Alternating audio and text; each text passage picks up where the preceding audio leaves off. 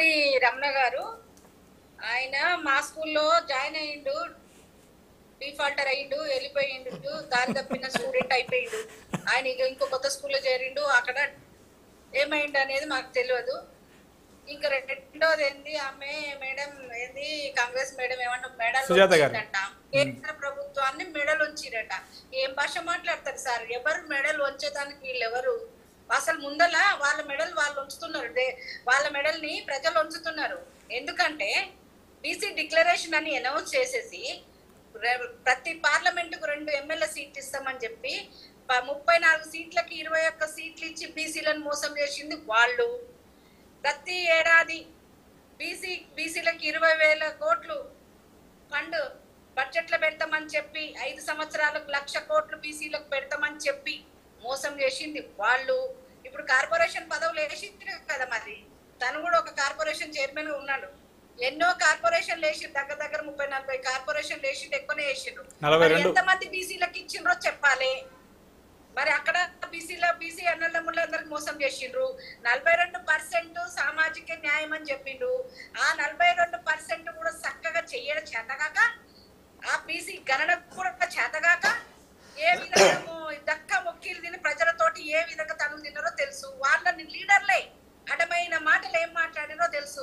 Last కు వాళ్ళు చేసిన బీసీ గణన ప్రతుల మీద డాష్ కూడా పొయ్యాలని అన్నాడు వాళ్ళ నాయకుడు. మరి ఆయన వాళ్ళ దగ్గర ఉన్నాడో లేడో ఇప్పుడు నాకు తెలియదు. అంటే బీసీ గణన ఎలా చేసి ఆయన బహిష్కరించారు ఆయన వాళ్ళ పార్టీ నుంచి. ఆయన వాళ్ళ పార్టీ పేరుతోనే ఎమ్మెల్సీ అయ్యిండు, తర్వాత ఆయన బహిష్కరించారు. అప్పుడైతే వినండి సార్, వినండి మేడం, నేను మాట్లాడలేదు. ప్లీజ్ మేడం, మాట్లాడలేదు. దయచేసి మధ్యలో మాట్లాడకండి. మీ సమయం వచ్చినప్పుడు మీరు మాట్లాడండి. మీరు బీసీల పేరు చెప్పి బీసీలను మోసం చేసుకుంటూ ఇప్పుడు మంత్రి పదవులలో కూడా మీరు ఇవ్వాల్సిన 18 సీట్లకు 6 సీట్లు ఇవ్వాల్సింది 3 సీట్లు ఇచ్చి వాళ్ళని మభ్యపెట్టింది మీరు. బీసీల కార్పొరేషన్ సీట్లలో ఎన్ని సీట్లు ఇచ్చిందో మీరు బీసీలకు న్యాయం చేస్తున్నామని ఎందుకు కంటి తొడుపుగా మాట్లాడుతున్నారు?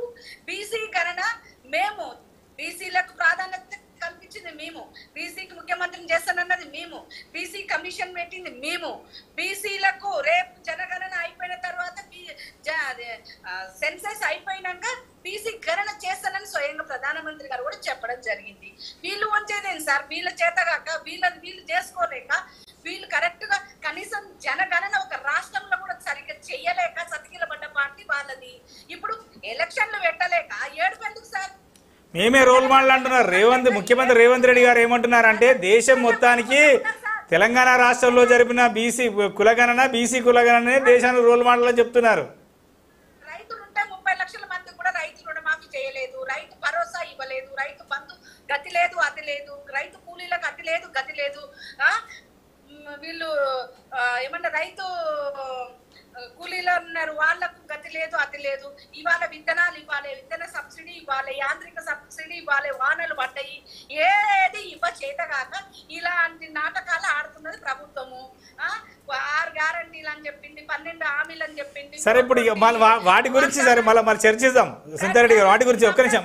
సువేత గారు కాదు, మీరు లేవనెత్తిన అంశాల గురించి సువేత గారు, ఎందుకంటే వారు అధికార పార్టీ ప్రతినిధి కాబట్టి వారు కార్పొరేషన్ చైర్మన్ గారు ఉన్నారు, వారు మాట్లాడియండి. ఒక్క నిమిషం సుందరెడ్డి గారు, ఒక్క నిమిషం సువేత గారు ఇప్పుడు చాలా అంశాలు సుందరెడ్డి గారు లేవనెత్తారు. మీరు బీసీలకు హామీలు ఇచ్చారు, తర్వాత కార్పొరేషన్ చైర్మన్లు ఇచ్చారా, నామినేటెడ్ పదవులలో ఇచ్చారా, మంత్రివర్గంలో ఇచ్చారా? మరి బయటికి ఓట్ల కోసం మాత్రము 42% అంటున్నారు, ఆచరణలో అది కనబడతలేదని మీ మీద విమర్శ చేస్తున్నారు సుందరెడ్డి గారు.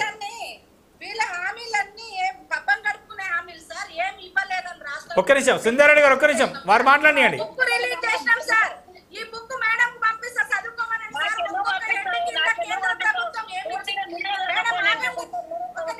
సుందరెడ్డి గారు 1 మినిట్ మీరు ఒక్క నిమిషం 1 మినిట్ సుందరెడ్డి గారు ఒక్క నిమిషం వారు మాట్లాడియండి. ఇప్పటిదాకా మీరు మాట్లాడారు కదా, ఇప్పుడు సువేత గారు మాట్లాడివ్వండి.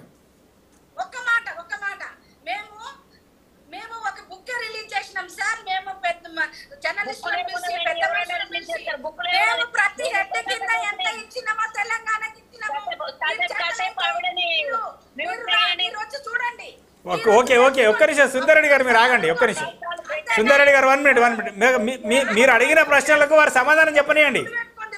సుందరెడ్డి గారు 1 మినిట్ కోడిగుడ్లు ఇచ్చింది, గాడిద గుడ్లు ఇచ్చింది మీరు. సునీతారెడ్డి గారు ఒక్క నిమిషం మీరు ఆగండి, ఒక్క నిమిషం, 1 మినిట్ మీరు ఆగండి. మీరు అడిగిన అంశాలకు వారు సమాధానం చెప్పనండి. వారు అధికార పార్టీ ప్రతినిధిగా ఉన్నారు కదా. ఆస్కార్ అవార్డు ఇవ్వాలి.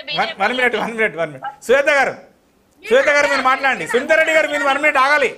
వస్తారండి ఇక అవార్డులు రివార్డులకు తప్ప మనం ఏ పరిపాలన ఒక్క నిమిషం సునీతారెడ్డి గారు 1 మినిట్ మీరు ఆగండి. సుజాత గారు మేడం గారు చాలా మాట్లాడుతున్నారు. మన తెలంగాణలో బీజేపీలు ఈరోజు ఎంతమంది బీసీలకి ప్రాతినిధ్యం ఇచ్చారో చెప్పాలి. ఒక బీసీ అధ్యక్షుడిగా ఉంటే మిగిలిన వాళ్ళందరూ కూడా కుళ్ళు కుతంత్రాలతోని ఎన్నికల సమయంలో తీసి పడేసినటువంటి సంగతి మర్చిపోయినట్టున్నారు. ఈ రోజు బీసీ అధ్యక్షుడు ఉన్నాడా, లేకపోతే అసెంబ్లీలో ప్రతిపక్ష నాయకుడు బీసీ ఉన్నాడా? మేము బీసీలకు ఏం చేశాడు? కేంద్రం గురించి మాట్లాడకండి, గిడి దాకా సాలు మీది. దేశం మొత్తం తర్వాత మాట్లాడుతున్నారు. దేశం గురించి చర్చ వచ్చినప్పుడు 2 గంటలు ఆపకుండా నాతో చర్చ పెట్టండి. నేను అన్ని ఒక్కొక్కటి బీజేపీ చేస్తున్న మోసాలు, బీజేపీ ఎవరెవరిని మేపుతుందో, ఎవరెవరిని విదేశాలకు పంపుతుందో, ఏ అగ్రవర్ణాలని ఈ రోజు పోషిస్తుందో అన్ని నేను చెప్పగలను. అది 2 గంటల చర్చ చేద్దాం, పక్కన పెట్టండి. అది ఈ రోజు తెలంగాణలో జరుగుతున్నటువంటి అన్యాయం బీజేపీ ఏమేం చేస్తుందో అందరూ తెలుసు. ఇద్దరు బీసీ నాయకుల మధ్యన కొట్లాటలు పెట్టి 5 మంది నాయకులు, ఈ రోజు 5 మంది నాయకులు కొట్లాడుకుంటున్నారు. 5 గ్రూపులు అవుతున్నాయి. వాళ్ళు వచ్చి అదే మచ్చ చూడండి, పిల్ల వచ్చి గుడ్డును ఎక్కిరించినట్ల మా గురించి ఏమో మాట్లాడుతున్నారు. సోదరి మణి సాలమ్మ మీరు కొంతసేపు మ్యూట్ లో ఉన్నారు, ఆగండి. నేను మాట్లాడేది వినండి, మీరు విన్న తర్వాత ఏమైనా మాట్లాడండి. ఈరోజు బీసీ గురించి మాట్లాడుతున్నటువంటి సోదరి మణికి మేము 6 గ్యారెంటీలంట, 420 హామీలంట మేడం గారు చెప్తున్నారు. 11 సంవత్సరాలు బుక్ రిలీజ్ చేశారు అంటారు. ఆ బుక్ లో ఒక్క లైన్ చెప్పండి. ఒక్కటే ఒక్క క్వశ్చన్ అడుగుతా. భారతదేశంలో సంవత్సరానికి 2 కోట్ల ఉద్యోగాలు ఇస్తాన్న మోదీ ఎటుపోయిండు? రైతుల గురించి ఎటుపోయినాయా అని అంటారు. 21,000 కోట్ల ఆగండి మీ వంత అయిపోయింది. కాంగ్రెస్ పార్టీ అంటేనే అబద్ధాలు ఫోటోగ్రఫీ చూపించి దేశాన్ని పరిపాలిస్తున్నారు. అందరు తెలుసులే, మీరు మాట్లాడతారు కదా. నేను డిస్టర్బ్ చేయలేదు, నన్ను మాట్లాడియండి. మేడం గారు రైతుల గురించి చెప్తున్నారు. దేశం నడిబొట్ట మీద ఢిల్లీలో కూర్చొని ధర్నా చేస్తున్నటువంటి రైతుల మీద అమానుషంగా 90 ఏళ్ల ముసలోళ్ళని, 70 ఏళ్ల మహిళల్ని ఎంత మందిని పొట్టన పెట్టుకున్నారో ఒకసారి గుర్తుంచుకోండి. వాళ్ళకు రక్తం వచ్చేటట్లా పోలీసులతో కొట్టించి కంచెలేసి 4 నల్ల చట్టాలను తీసుకొని వచ్చిన బీజేపీలు రైతుల గురించి ప్రేమ వలకబోసి రైతుల గురించి మాట్లాడే హక్కు మీకు ఒక్క నిమిషం శ్వేత గారు మనము ఇక్కడికి వద్దాం. స్థానిక సంస్థల ఎన్నికలు 42% రిజర్వేషన్, బీసీలకి న్యాయం, దీనికి ఈ సబ్జెక్ట్కి వద్దాం. సరే, జాతీయ స్థాయిలో అంశాలు మళ్ళొకసారి మళ్ళీ మాట్లాడుకుందాం మనం. సామాజిక న్యాయం మీ పార్టీలోనే లేదు. మీరు దేశం గురించో కాంగ్రెస్ గురించో అబద్ధాల గురించో మాట్లాడితే ఎవరైనా ఒప్పుకుంటారా? చెప్పండి. మీకు ఈ రోజు మీ పార్టీలో ఎవరెవరికి ప్రాధాన్యత ఉన్నదో మీరు చెప్పాలి. ముఖ్యమంత్రి రేవంత్ రెడ్డి గారిని అనే ముందు మీ బీసీ అధ్యక్షుడు ఎటుపోయిండు? అసెంబ్లీలో మీ ప్రతిపక్ష నాయకుడు బీసీ ఉన్నాడా?